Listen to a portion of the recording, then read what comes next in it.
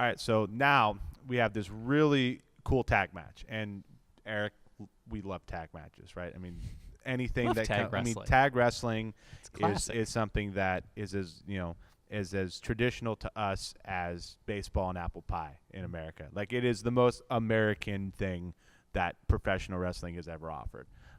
And when you think of America, I immediately think of the Kings of Luxury. I don't know about you guys. No, but I mean, at the same time, the Kings of Luxury have been such a great part of PPW. They're obviously very entertaining. They're also very good tag wrestlers. They're amongst the best tag teams that we've seen come through here. And they're going to have a really interesting test because Pinoy Pride comes back. And Pinoy Pride, the last time they were here, they faced off against the Honor Society, and it was Drake Frost, who was not a champion at the time, and it was him and Sir Samurai. And they had a really good showing. Of course, Drake was unstoppable then. He's still unstoppable now.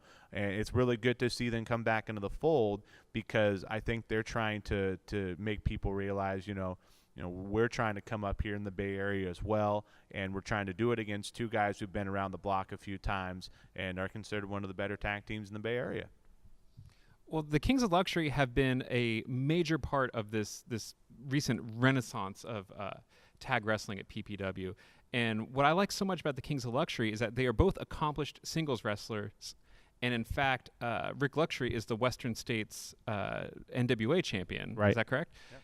And even though they are great singles wrestlers, they know how to wrestle a tag match. They do all the important things of isolating a guy, working on their opponent in their own corner, making the frequent tags. They do all the great things that tag wrestlers need to do.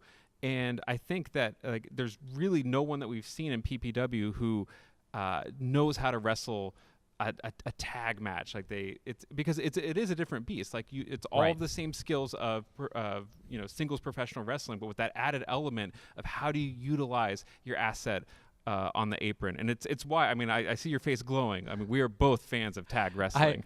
I love that when I first started to get into pro wrestling and soak up as much as I could, and you'd hear older retired pro wrestlers talk about, well, in my day, the new generation doesn't know how to do things that we knew how to do, like cut off the ring and do. So I it's love such an important element. Yeah. It sounds silly and it sounds simple, but it's something that I think when you're in the fray, when you're in a scrum, you can forget these things of just how important it is. Yeah. Because if all that work that you've put into that match, you could lose immediately if the opponent escapes over to his safe corner. Right. And that's why the best teams have an understanding of that. They understand that there are going to be times in a match where one guy's going to get into trouble, and it's the other guy's job to know immediately that they're in trouble and go out there and make sure that they get him out of trouble, right? And the best teams know how to avoid those situations and then also have the more creative ways to get the other team into those situations, right? And that's where I think the Kings of Luxury shine, is that they are incredibly creative at taking something that their opponents just don't see coming, and then all of a sudden it just in an instant turns over, and it becomes one of these matches where you're just watching these two masters give a clinic on what it is to be a well-oiled machine of a tag team.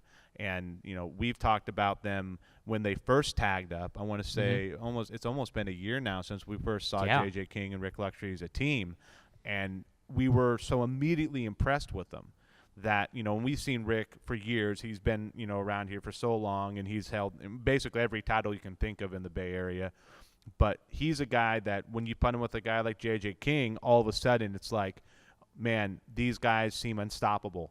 And they have so many years of experience that, a team like Pinoy Pride, they've been together a while themselves, but it almost seems like the way that Luxury and King have teamed up it's kind of hard, even if you have been together for a while, to even come close to the type of things that they can do in the ring. Well, it know? almost sounds like you're putting Pinoy Pride in as the underdogs. Are you making a prediction? No, I mean, Do you think that they are we're underdogs in this match? We're over here, and I think it is kind of obvious. It's like the Kings of Yeah. Luxury, they have to be the guys that if you were to put a betting line on this, of course they'd be the favorites. But the one thing we did see with Pinoy Pride against the Honor Society was they put up a heck of a fight, and this was against the guy we talked about, Drake Frost, so many times.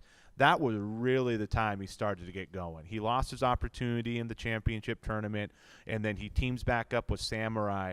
And this was kind of like his match to show, like, I don't care what I have to do, I'm going to get that title regardless. And he did. And, that match was kind of the eye-opener for you and me, because that was a completely different guy than we had been used to seeing.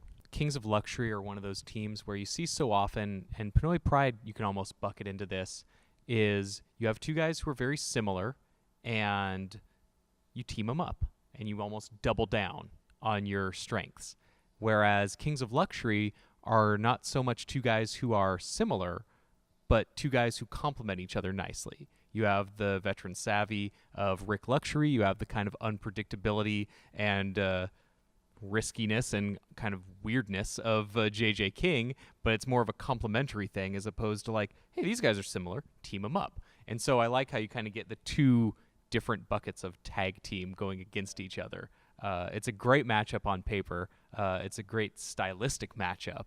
It's one I love both teams, especially Kings of Luxury. I can't hide that I'm a bigger fan of theirs. But it should be really good. It should be a really good match. Yeah, and one thing that we've talked about before is like we've seen like the Sky Brothers and the Chico Hammers, right? Like the Sky Brothers, they're brothers. They're born. Yeah. They both love wrestling. They clearly look like two guys that exactly. belong in a team together. And then the Chico Hammers are guys that complement each other. And so what will be interesting to see is you do have that brotherhood, the Pinoy Pride, right? And then on the other side of that, you have two guys who are just like, they feel they're better than everybody else. And so far they've proven it to an extent. And so we'll see if they can do it again.